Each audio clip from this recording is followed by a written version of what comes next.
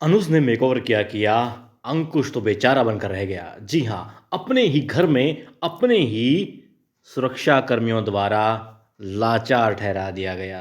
आखिर क्या हुआ? देखिए, अनुज ने मेकओवर किया और ठान लिया कि वापस अपना सब कुछ लेकर के रहेगा। अपनी अनु और आध्या के लिए सारी चीज़ें खुशी के लिए चाहिए, अच्छे जीवन के लिए जो चाहिए वो लाएगा। पुरानी अपनी कंपनी को उसी ऊंचाई पर पहुंचाएगा। कंपनी मांगने जाता है कि लौटा दे भाई। भाई आंखें दिखाता है, कहता नहीं दूंगा, अब सब कुछ मेरा है, मैं कब्जा कर चुका हूँ। अब अंकुश गार्ड को कहता है कि अनुज को उठा कर बाहर फेंक दो। गार्ड आते हैं मगर हाथ नहीं लगाते। कहते हैं कि माफ़ कीजिएगा सर, इन्होंने बहुत सालों तक हमें अपने परिवार की तरह रखा है, हम इन्हें धक्का नहीं दे सकते, हम इनकी बेइज्जती नहीं कर सकते।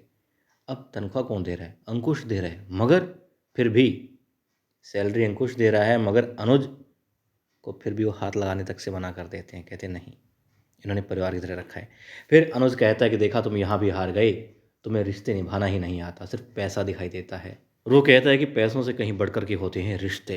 खैर, अब अपने भाई को वो समझा करके कि वापस लूँगा, मेरा सब कुछ लूँगा, आ जाता है और साथ ही ये कह देता है कि अब तो मैं मांगने आया था, तुम्हें बताने आया था, लेकिन अब तुम असली रूप देखोगे। यानी कि अब तुम्हारा छोटा भाई तुम्हारे सामने नहीं होगा, बल्कि अब अनुज कपाड़िया होगा।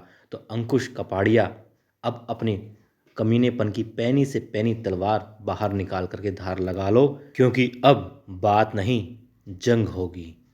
और बेचारा अंकुश डर जाता है, आंखें बाहर आने को हो जाती है, क्योंकि झूठ का मुंह तो काला ही होता है।